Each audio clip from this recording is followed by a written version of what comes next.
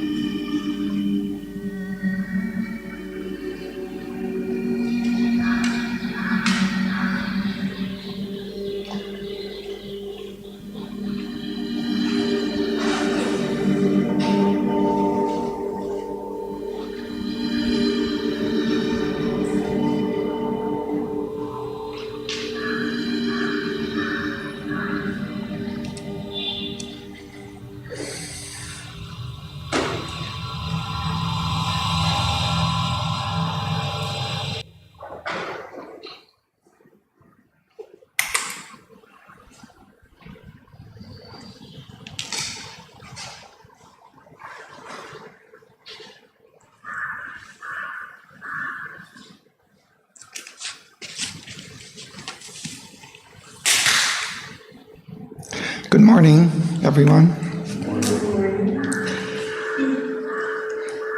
We're reading in Book 2, the Book of the Traveler of the Worlds, in Canto 6, the Kingdoms and Godheads of the Greater Life. We've come to page 177 at line 146.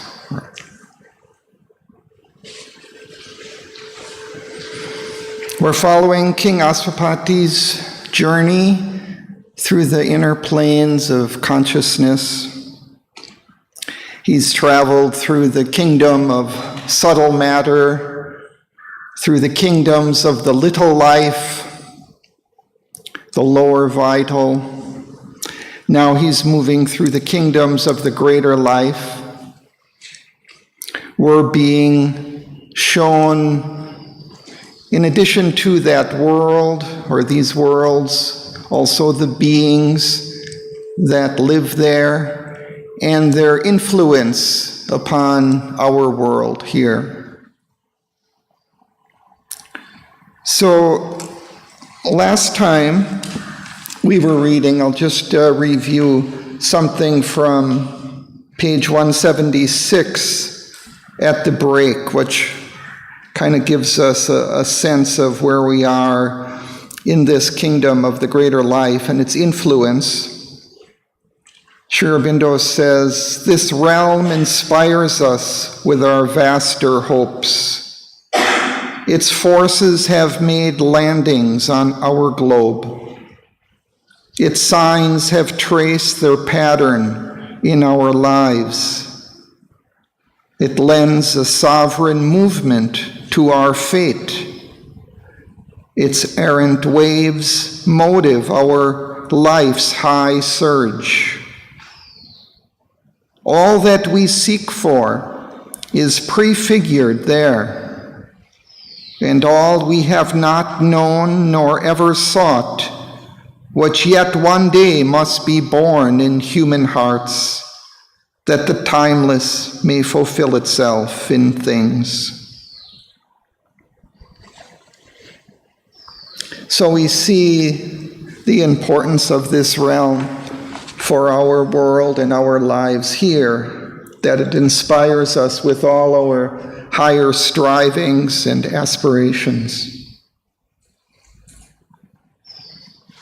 So now we'll continue on page 177, line 146. And Turia, would you like to begin? The timeless power that lay once on the lap of a beginningless and endless God, now severed from the Spirit's immortal bliss, erects the type of all the joys she has lost, compelling transient substance into shape. She hopes by the creative act's release to overleap sometimes the gulf she cannot fill, to heal a while the wound of severance, escape from the moment's prison of littleness, and meet the eternal's wide sublimities in the uncertain time-filled Russian hill. Almost she nears what never can be attained.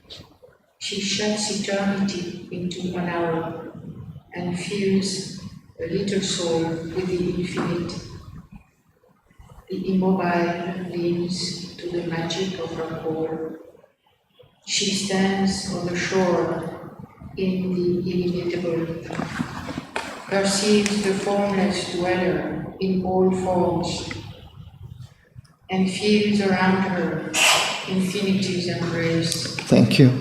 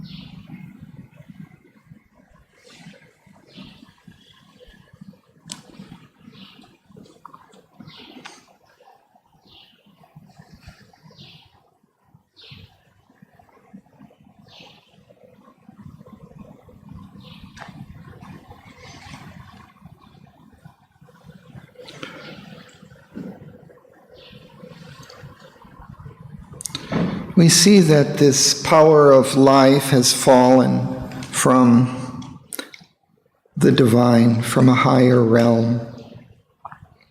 So it's severed now from the Spirit's immortal bliss. There's a division, there's a gulf between this power and the source from which it's come.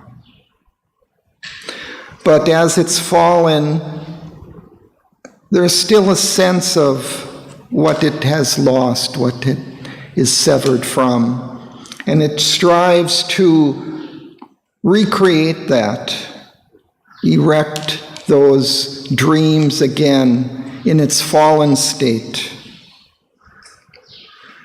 So she tries to erect the type of all the joys she has lost, compelling transient substance into shape. She hopes by the creative act's release to o'erleap sometimes the gulf she cannot fill, to heal a while the wound of severance. She's trying to fill that void that she senses, this gulf between her and the source from which she has come.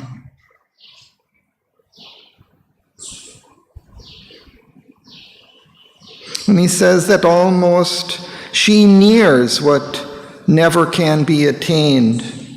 Almost she succeeds in recreating these joys, this bliss from which she has been severed.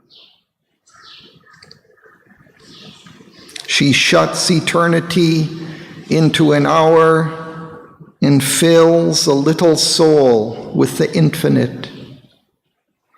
Even she's able to bring the infinite into the beings here in this world, or into our world.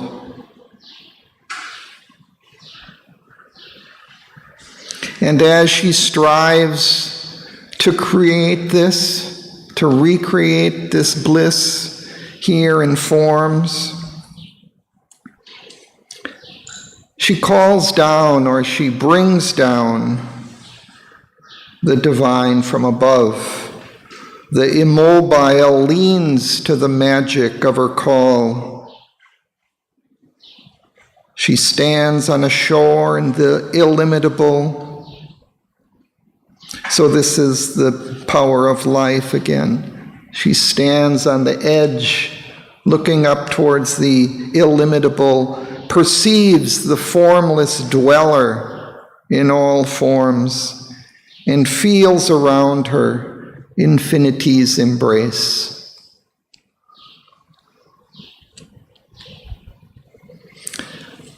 This power of life has already ascended quite far and is able to feel the divine within and around. But still she continues striving to recreate this divine here in form. Helmut, would you continue? Her task no ending knows. She serves no aim, but labors driven by a nameless will that came from some unknowable formless past. This is her secret and impossible task: to catch the boundless in a net of pearl, to cast the spirit into physical form, to lend speech and thought to the ineffable. She pushed to reveal the ever unmanifest. Yet by her skill the impossible has been done. She follows her sublime irrational plan, invents devices of her magic art to find new bodies for the infinite, and images of the unimaginable. She has lured the eternal into the arms of time. Even now herself she knows not what she has done. Thank you. Let's pause there.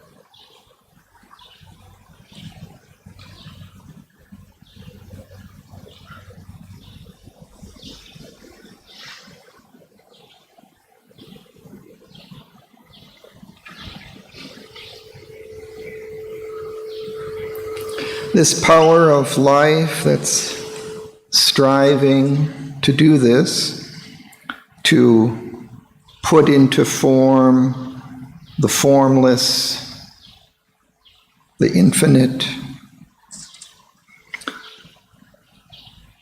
This life force itself maybe doesn't really understand what she's doing, but she's driven to do this by some will that is in her, some secret will of the divine that drives her, that came from some unknowable, formless, vast.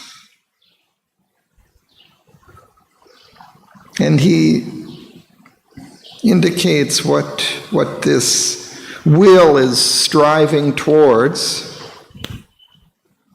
to catch the boundless in a net of birth, to cast the spirit into physical form, to lend speech and thought to the ineffable, the inexpressible. She is pushed to reveal the ever unmanifest, all the riches of the divine that are yet unmanifest. She strives to manifest them, put them into form.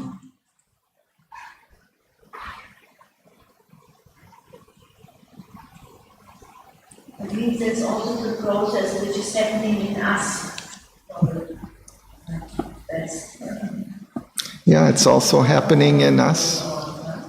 This will is also driving us towards realizing the divine, to put into our lives, into the form of our life and substance, the infinite, the divine.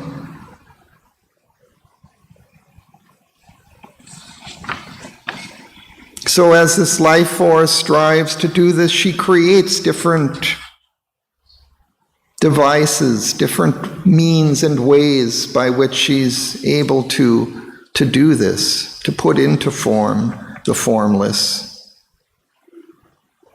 to find new images of the unimaginable.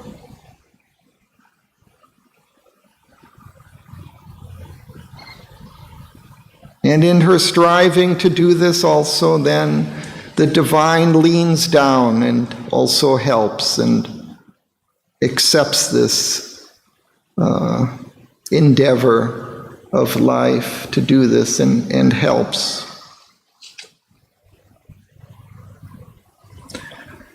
But the life force herself, she knows not what she has done. She's not fully aware of all that is going on.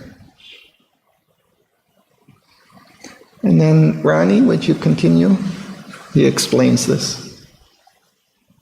For all is wrought beneath a baffling mask, a semblance other than its hidden truth, the aspect wears of an illusion's trick, a feigned, time-driven unreality, the unfinished creation of a changing soul, in a body changing with the inhabitant. Insignificant her means, infinite her work. On a great field of shapeless consciousness, in little finite strokes of mind and sense, an endless truth she endlessly unfolds. A timeless mystery works out in time. The greatness she has dreamed, her acts have missed. Her labor is a passion and a pain, a rapture and pang, her glory and her curse. And yet she cannot choose, but labors on. Her mighty heart forbids her to desist. Thank you.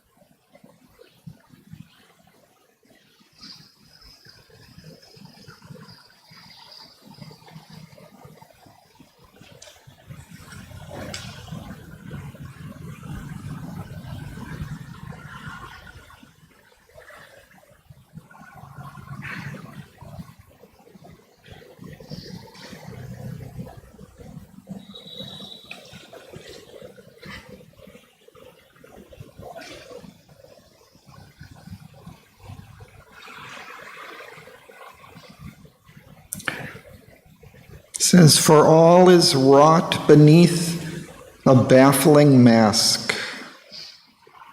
Wrought means worked into shape, like we wrought iron, form it into shape. So this baffling mask is the form of things in which he's working, and it's hidden behind this form. The whole process of what's happening, it's hidden from the form. The form is unaware of all that is going on underneath. And because it's the unfinished creation of a changing soul, her work, this work of life, is not complete yet. It's still unfinished. So the infinite has not been fully realized in the form. So the form is not aware of it yet.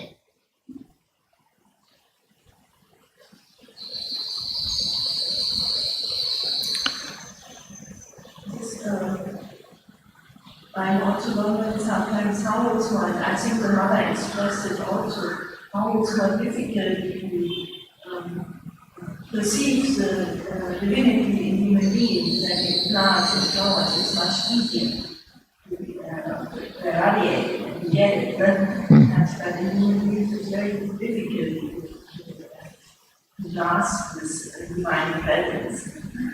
Yeah, that may be because the human being is more of a complex being. The mind is so developed in so many different directions, and that obscures perhaps this deeper soul within, whereas in the simplicity of plant forms or animal forms, there aren't all these complexities that hide the soul within.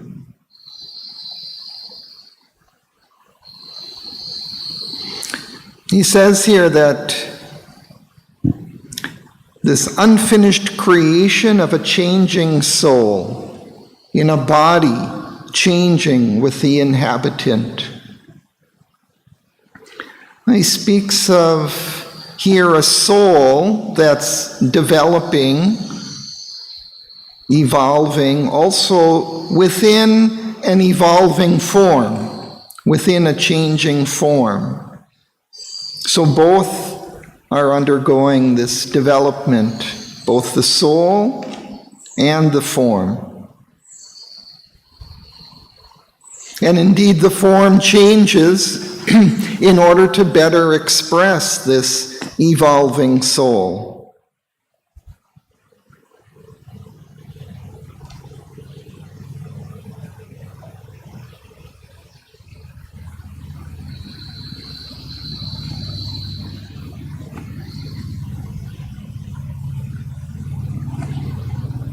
And it's interesting how he says, insignificant her means, infinite her work.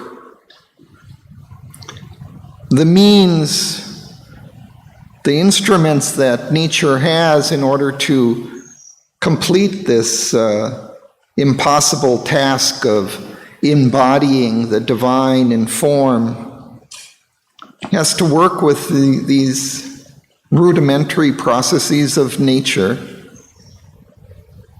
these little finite strokes of mind and sense.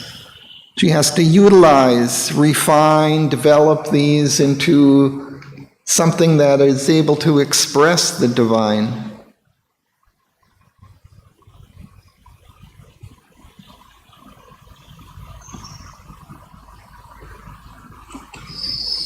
In endless truth, she endlessly unfolds. A timeless mystery works out in time.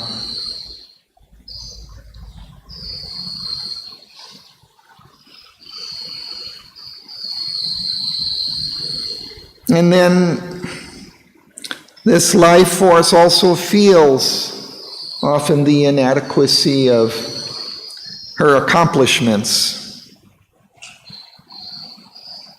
She strives to do this impossible task, but still she's unable to fully succeed in that. And so her labor is a passion and a pain, a rapture and a pang, her glory and her curse. And yet she cannot choose, but labors on.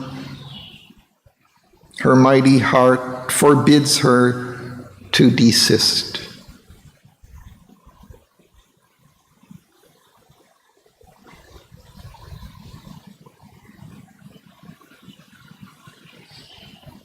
And you still know her mind and heart forbids her to resist. Yeah, I mean, when I read these lines, I'm already hearing Margaret saying, like we can apply this in our life also. So we also feel this inability to express our higher aspirations, our dreams in our own lives. And yet, we can't stop. We have to keep pushing, we have to keep striving towards that. And yet we also feel this pang, this pain of our inability to do this fully and properly.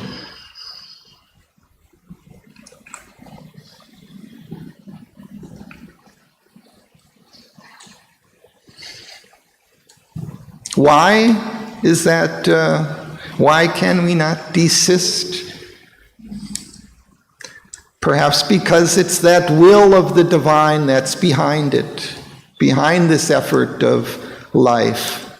Even though she doesn't fully understand what she's doing, or that is the will of the divine in the creation here to achieve this.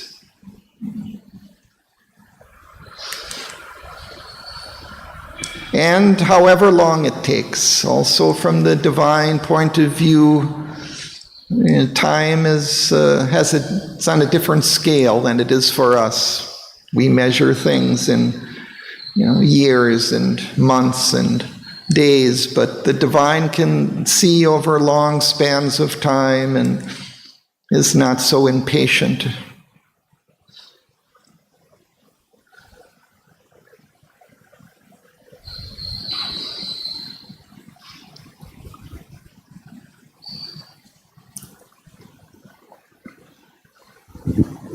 Praveen? As long as the world lasts, her failure lives. Astonishing and foiling reason's gaze, a folly and a beauty unspeakable, a superb madness of the will to live, a daring, a delirium of delight. This is her being's law, its sole resource. She says, though satisfaction never comes. Her hungry will to lavish everywhere, her many imaged fictions of the self, and thousand fashions of one reality. A world she made touched by truth's fleeing hem, a world cast into a dream of what it seeks, an icon of truth, a conscious mystery's shape. It lingered not like the earth mind hemmed in solid barriers of apparent fact. It dared to trust the dream mind and the soul. Thank you.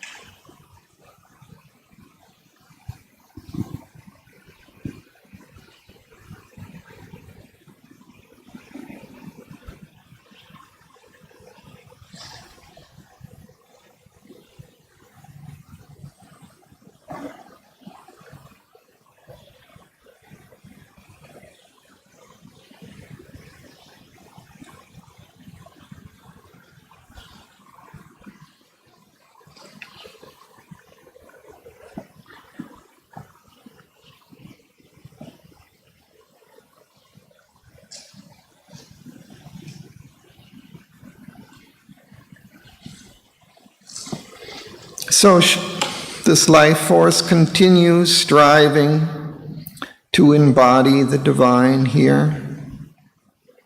And yet, as long as the world lasts, her failure lives. She's unable to do it fully.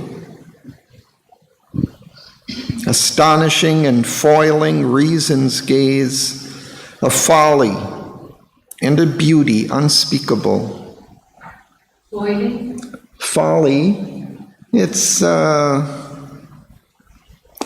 of a joke or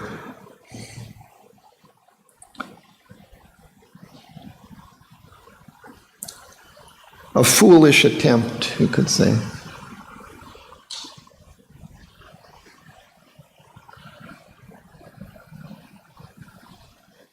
But yet so beautiful in its form, what she has achieved.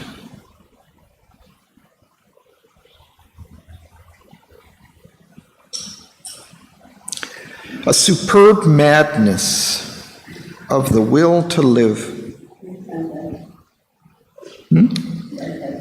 That's a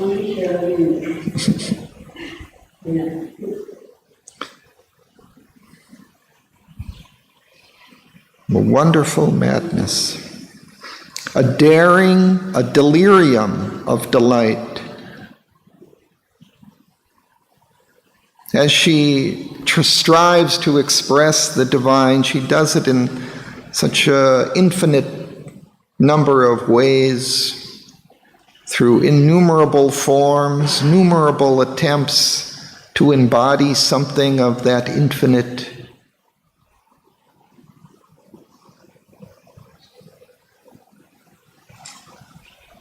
It's like she's delirious. She's dreaming all these different possibilities of expression. And this is her being's law, its sole resource. She sates, though satisfaction never comes. She keeps trying to satisfy herself, to satisfy this gulf, though it never arrives. She keeps striving to lavish everywhere, to expend all these possibilities, her many imaged fictions of the self, in thousand fashions of one reality.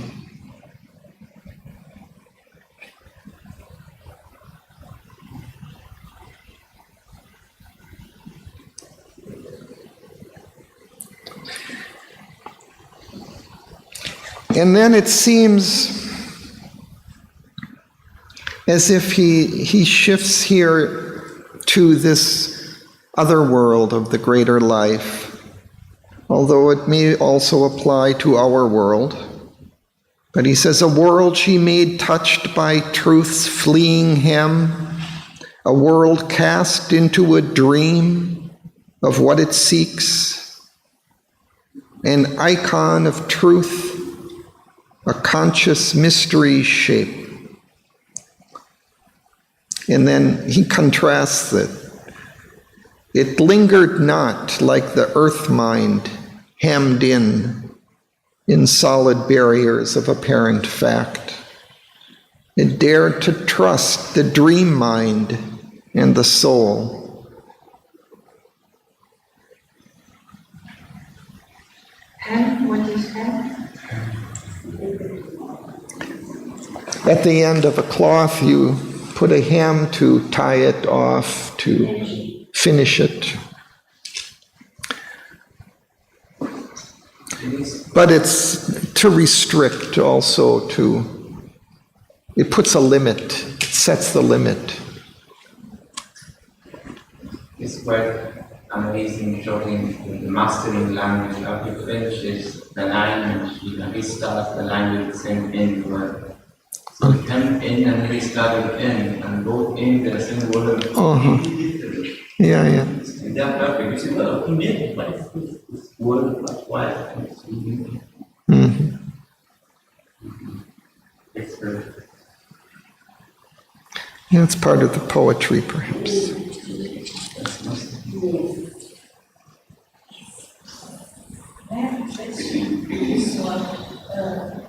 There's a trust, the divinity and the soul. And also before in the other lines, the unfinished creation of a changing soul. I was not so clear the questions here, what is mean with the soul, this changing soul? Is it subsiding being? Because the Atman is not changing, as I.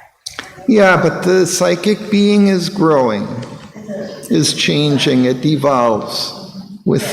He uses the word soul. Yeah.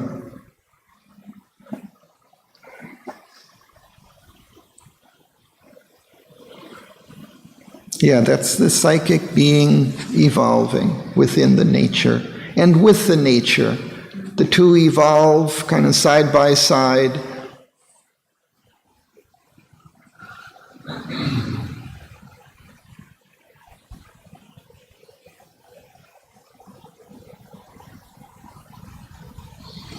But in this world, it's not restricted so much by the outer form as in our world.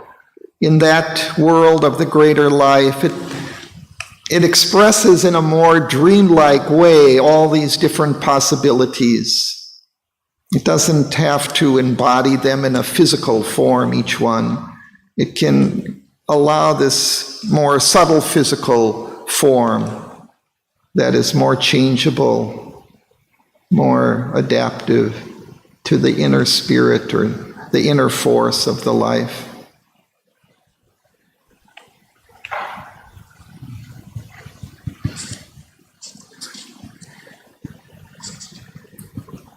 We'll continue. A hunter of spiritual verities, still only thought or guessed or held by faith. It sees in imagination and confined, a painted bird of paradise in a cage. This greater life is a nomad of the unseen. It calls to some highest light beyond its reach. It can feel the silence that absorbs the soul. It feels a subtle touch, a ray divine. Beauty and good and truth, its Godheads are. It is near to heavenlier heavens than earth's eyes see, a drier darkness than man's life can bear. It has kinship with the demon and the god. A strange enthusiasm has moved its heart. It hungers for heights, it passions for the supreme. It hunts for the perfect world, the perfect shape. It leaps to the summit thought, the summit light. For by the form, the formless is brought close, and all perfection fringe the absolute, a child of heaven who never saw his home. Its impetus meets the eternal at a point. It can only near and touch, it cannot hold. It can only strain towards some bright extreme. Its greatness is to seek and to create. Thank you.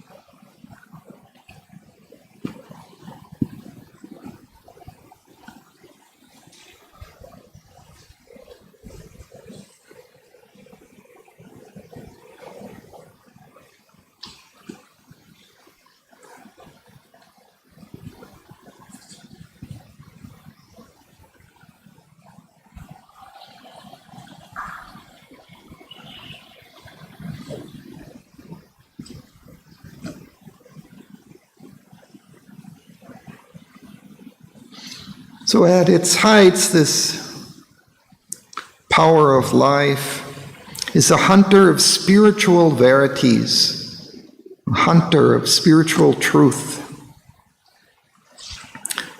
Truths that are only thought or guessed or held by faith. It's striving to realize those truths which we can't really fully capture. It's seized in imagination and confined a painted bird of paradise in a cage. It's a beautiful image of striving for some ethereal truth, but yet it can only capture a painted bird of paradise and keep it in a cage in a limited place. It can't fully achieve its aim of capturing that ethereal truth, but it captures some kind of image of it.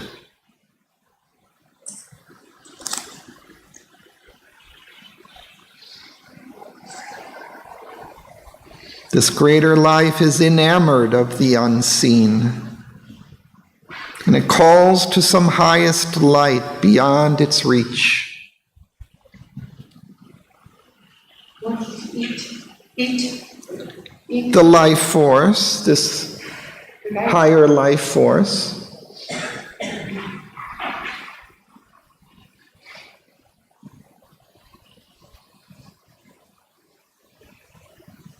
to this image, painted bird of paradise in the cage, and something also like this text is expressing. So this is like a painted bird? Yeah. So the energy is there, the beauty is there, but it's limited. Yeah. I mean, it's the saddest thing you can think of. Birds in a cage. Yeah. And a bird of paradise painted in a cage.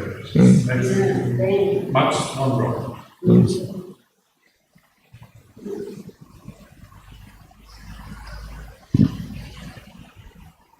I think he's using all these metaphors in this part, like Platonic metaphors for the beauty, and then he says beauty and good and truth. This is very, very, they say that beauty, good and truth is this. Speak louder. So what I say is that he's using philosophical terms like the playful cage, and then he's using this word, this beauty and good and truth. That they are, in those days, they were the most, they said beauty, good and truth are most, the biggest thing. It's very, I don't know, it was the greatest achievable, beauty, great. So Also with Plato, you mentioned? No. That's more Masonic thought. Uh-huh. They use this expression that can't pass on. Sri Aurobindo often uses those terms as expressions of the psychic being, kind of the primary attempts or aims of the psychic being to express those or find those.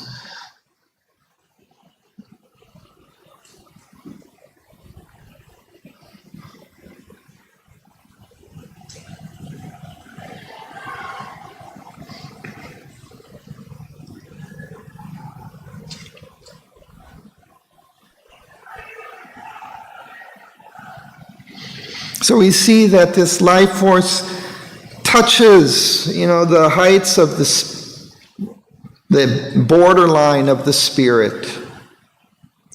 So it's very close to the spiritual realm, and it's striving to enter into that and express it, and also it receives something from that spiritual realm. It feels the Savior touch, a ray divine. So it senses its closeness to these spiritual truths. It is near to heavenlier heavens than earth eyes see. But then also, he says, a dire darkness than man's life can bear. Because it doesn't have this restraint of physical form, also it touches these other darker possibilities too, more powerfully than we can embody here, although it seems we get close sometimes. It has kinship with the demon and the God.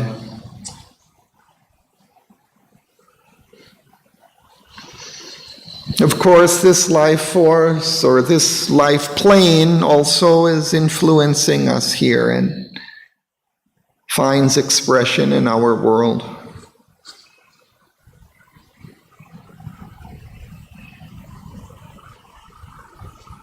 A strange enthusiasm has moved its heart. It hungers for heights. It passions for the supreme. It brings into us, into our spiritual aspiration, also this intensity. It hunts for the perfect word, the perfect shape. It leaps to the summit thought, the summit light.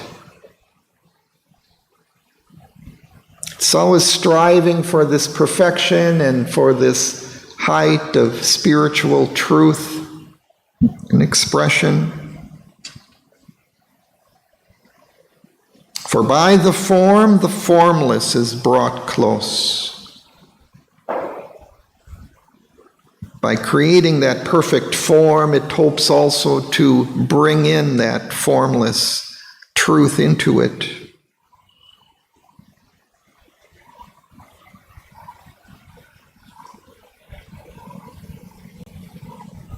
And all perfection fringes the absolute.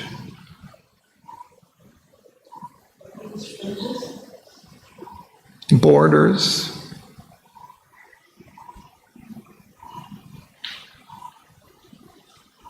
All the attempts at perfect form, they also raise us towards that absolute. They are expressions of it in a way.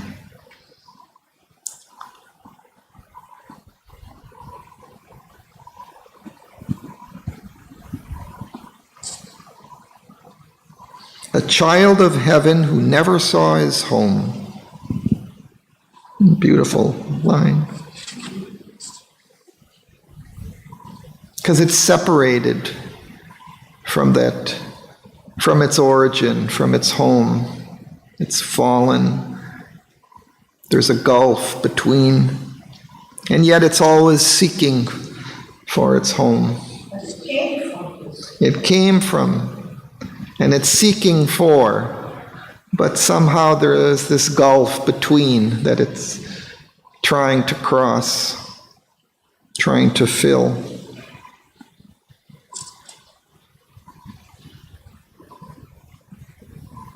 Its impetus meets the eternal at a point.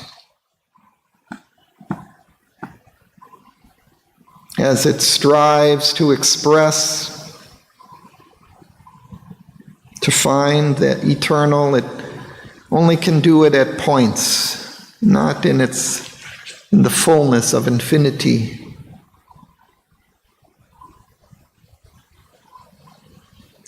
It can only near and touch, cannot hold. It can only strain towards some bright extreme.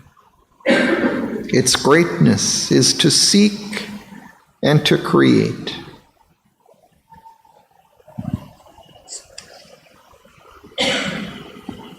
This is its law, its way of being.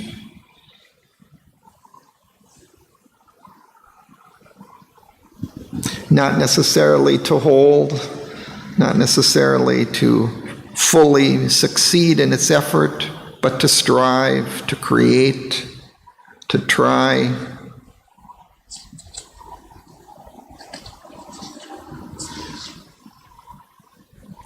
Shall we continue?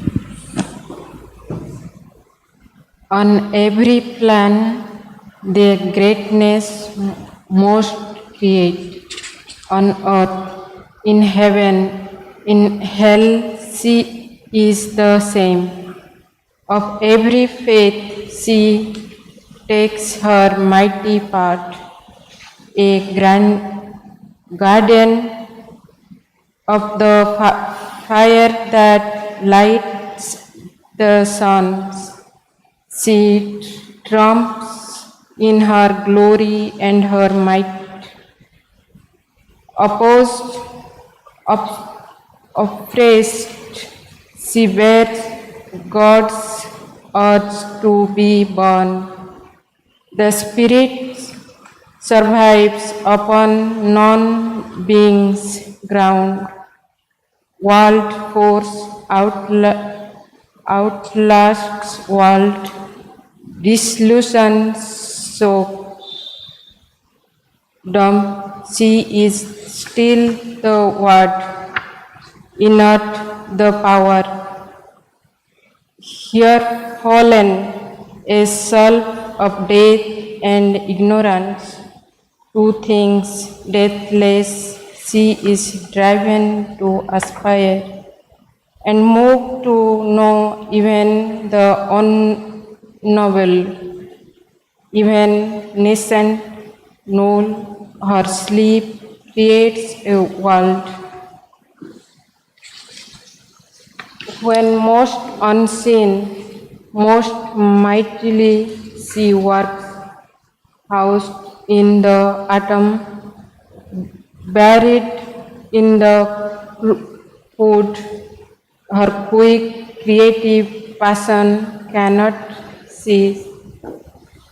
Inconscience is her long, gigantic force. Her cosmic zone is a stupendous force.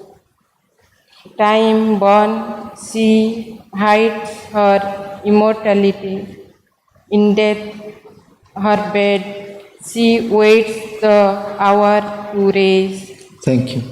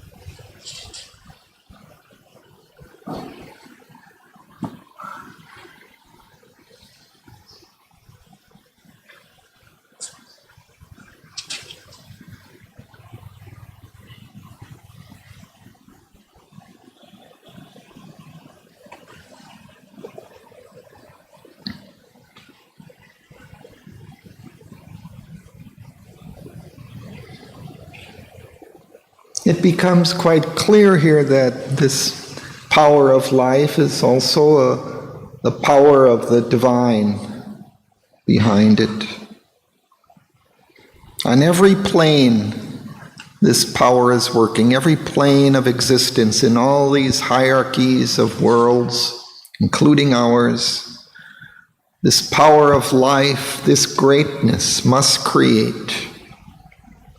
She's almost this creative principle. On earth, in heaven, in hell, she is the same. Of every fate, she takes her mighty part. Fate of every being. a guardian of the fire that lights the suns. Even in that fire that burns in the suns, she is behind that. She triumphs in her glory and her might. Opposed, oppressed, she bears God's urge to be born. She's carrying that urge of God to become manifest.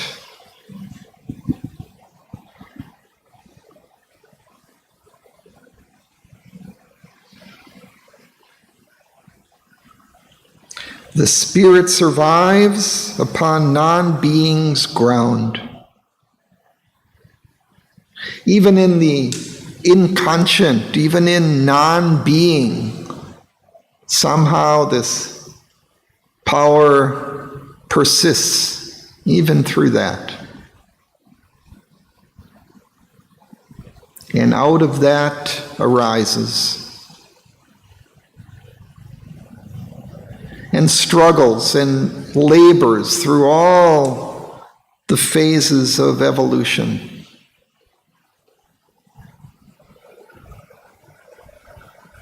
World force outlast world disillusions shock.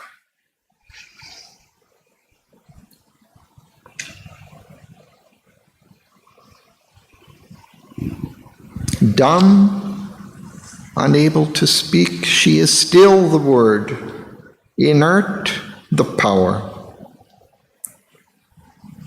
She persists even in her opposites. Here fallen, a slave of death and ignorance, to things deathless she is driven to aspire. Here where we're susceptible to death, to suffering, to limitation, still she strives in all of this opposition and moved to know even the unknowable, even nescient, null. Her sleep creates a world.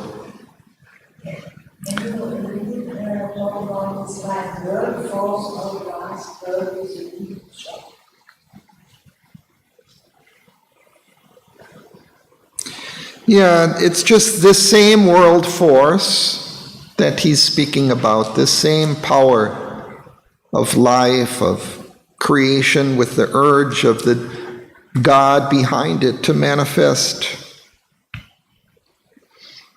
It persists, it outlasts. World disillusions shock. This word, I don't know, world disillusions. Shock, disillusionment with the world. It's not dissolution, what you would maybe think. It's reminding me of the beginning of Savitri. Like when I'm taking out the cycles of manifestation and non-manifestation. So when the end of this manifestation comes, and the universe ceases to exist, and the next cycle of breath comes for a new creation, and force is still there. That's how I would carry. I think even also. Time, even through the pauses and manifestation. We have multiple levels. In the sense of the multiple levels, because this world force is disillusioning also. Right. And the whole of Savitri is a disillusionment that this striving is also an illusion. Because in the end she comes to the conclusion that you awaken to the meaning and it's in the now. So all this shock is going to not dissipate the force. Right. I think it's the presence spirit will always outlast the original inconscient darkness. That's why it's non-being. Non-being is brown. Yeah. Even if it's not moving, it's potentially there. Even if it's dumb, it's still divine. It has involved in it all the divine. Even in the inconscient, the essence is there. And the spirit, the force, the energy which evolves, the evolutionness, it always outlasts that original non-being. Yes. Yeah, it survives the pralaya, the end of the world of existence. It falls into some state of non-being. And then it revives again. It comes up again. It survives that. But as he also, I think when you say about the beginning of the poem, he goes through this whole process of awakening from this inconscient, in some detail. And he describes also this reviving in another frustrate world. I mean, as this power arises out of this inconscient state, it's also, there's this disillusionment with, the impossibility of this effort to strive to recreate, life and existence again in this nothingness, and it is frustrated by its own inertia and torpor in which it is, and it has to, in that state, recreate something. So there is the dissolution of the world. It's dissolving into nothingness, but also the disillusion of that impossibility of reviving in that state, from that state.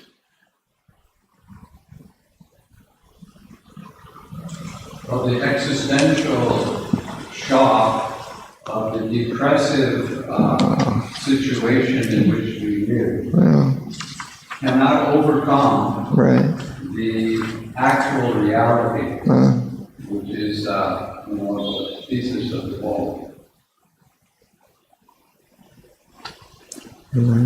But it is shocking. Every time you wake up, it's a shock.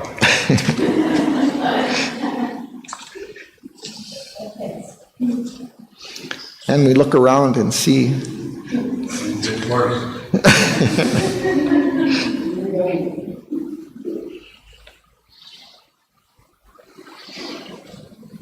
Okay, I think we continue, but I've lost our place.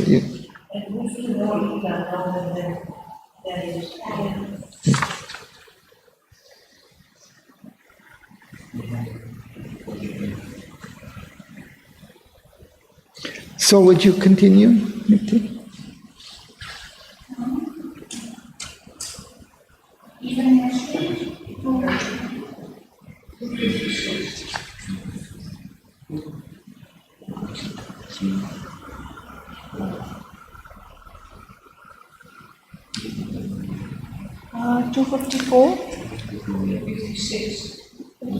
Even with the light denied. Even with the light denied that sent her forth, and the hope dead she needed for her task, even when her brightest stars are quenched in night, nourished by hardship and calamity, and with pain for her body's handmaid, masseuse, nurse, her tortured, invisible spirit continues still to toil, though in darkness, To create, though with pangs, she carries crucified God upon her breast. In chill, insentient depths where joy is none, immured, oppressed by the resisting void, where nothing moves and nothing can become, still she remembers, still invokes the skill the wonder worker gave her at her birth, imparts to drowsy formlessness a shape, reveals a world where nothing was before. Thank you.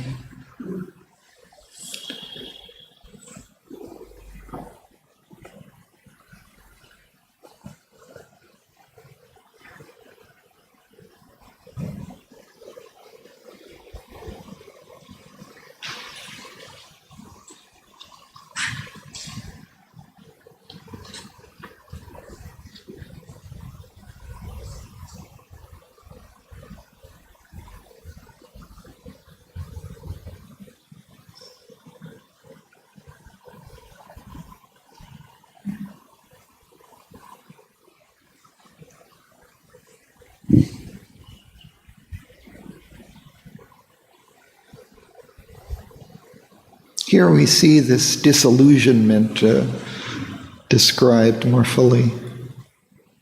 This is a list of all the shocks. Even with the light denied that sent her forth, and the hope dead she needed for her task. Even when her brightest stars are quenched in night, nourished by hardship and calamity, and with pain for her body's handmaid, masseuse, nurse. Her tortured, invisible spirit continues still.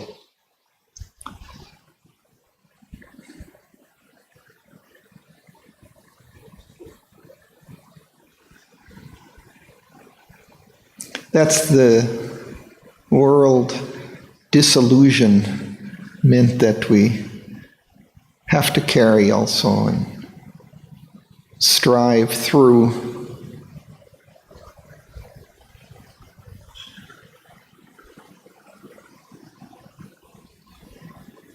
To toil, though in darkness, to create, though with pangs. She carries crucified God upon her breast.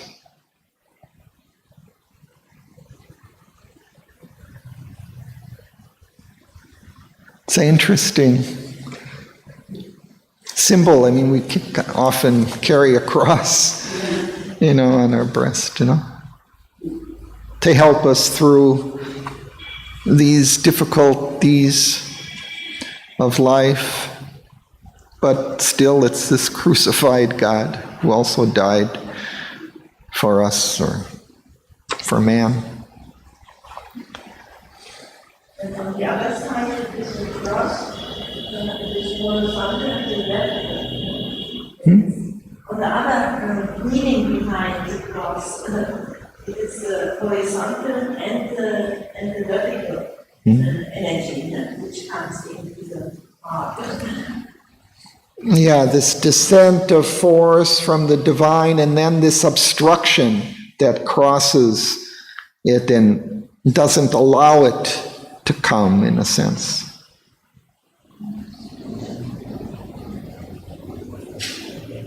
Yeah, because if you know the religion of the powers of the cross is what she said, not the Christian one, but the sun and the earth. Oh, sun and earth. Very important. That is the cosmology of the belief.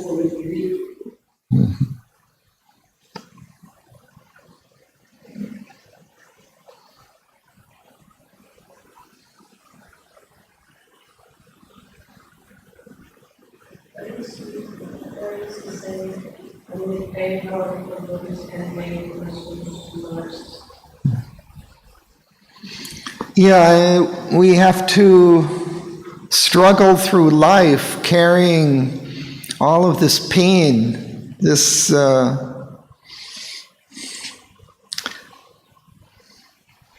I mean, I think he's kind of using it in an ironic kind of sense. Instead of having, you know, a soothing massage and, you know, a helpful nurse, we have pain for these things.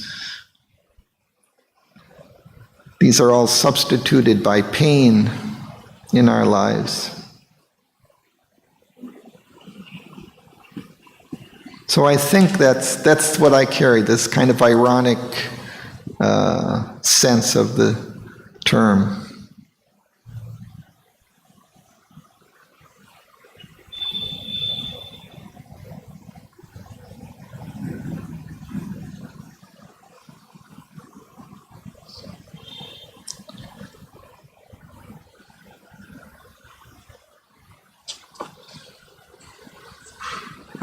And then he goes back almost to this inconscient source, or from which it's all arisen, immured, oppressed by the resisting void.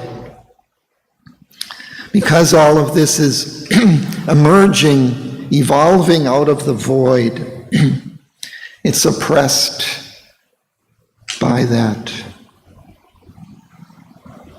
But still she remembers. She remembers that source of the divine from which she's come.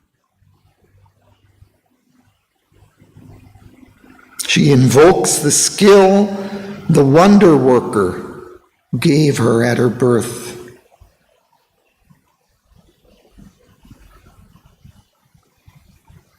This wonder worker is the divine again. He's given her this life force, this skill to achieve, to create.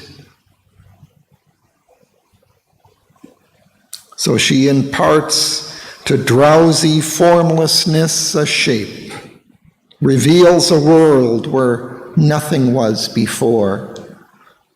Even out of this void, she creates a world of forms.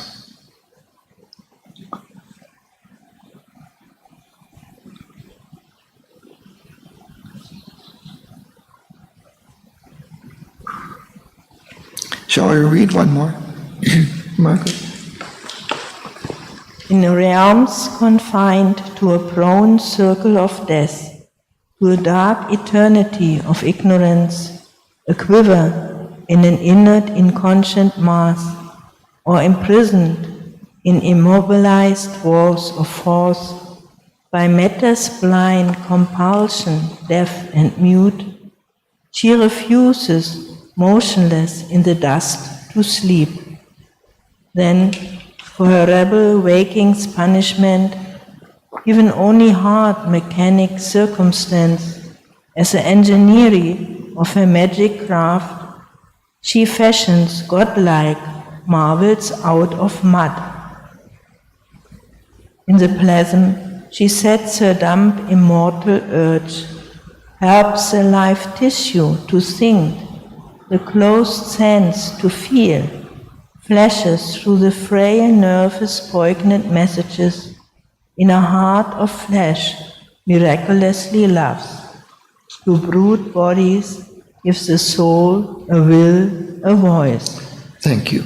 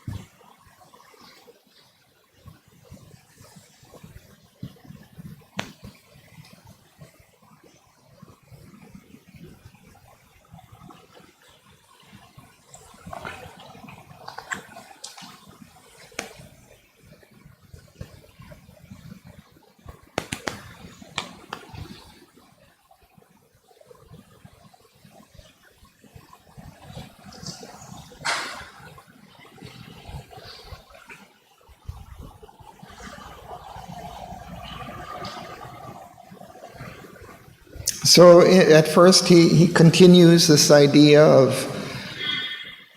persisting, creating out of nothing, out of the void, these marvels of life.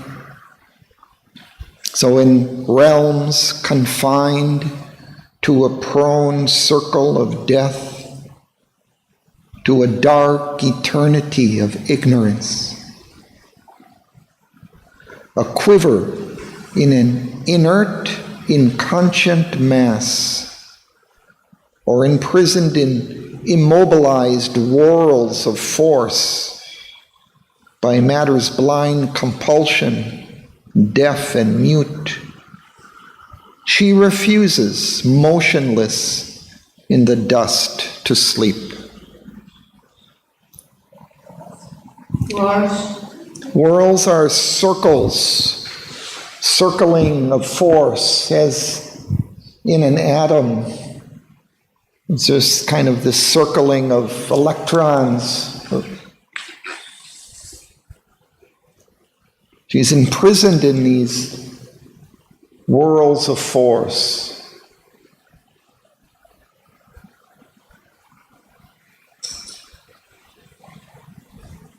Or a quiver, a slight trembling in an inert, inconscient mass.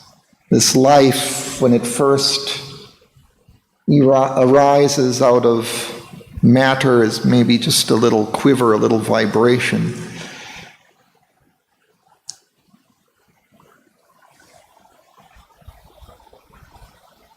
But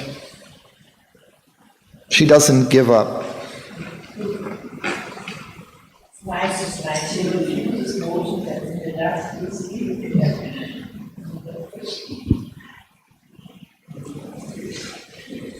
Do you feel this is the mental part? Because you kind of had the physical part before. You had pain.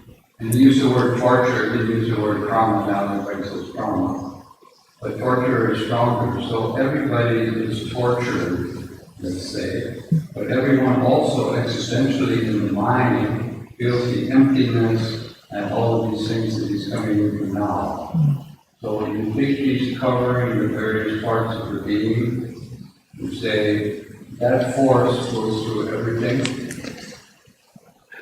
I think he is describing all the different levels in which this force has to work through, all these different obstructions at these different levels. But I don't see particularly mind here. I see a lot of physical images here of these whirls of force, inconscient mass, in the plasm. She sets her dumb, immortal urge. I see it, he's kind of touching on maybe different levels, flashes through the frail nerves. Then he gets the body. Because now he's going. Pull it from the cosmic to the personal, because this is what we experience. See, I think, that's just a speculation. The dark eternity of ignorance. Okay, maybe that's more mental. Yeah. And mental illness is rampant. So, but the force is still there.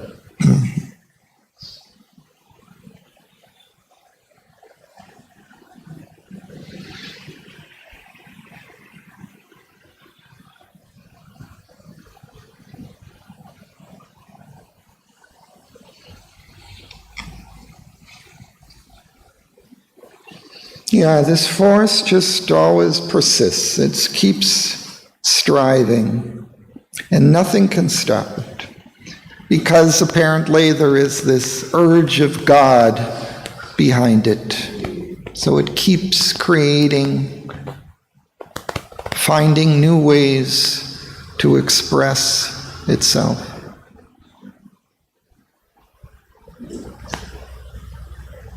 Because we don't speak in the dust, but she say. All right.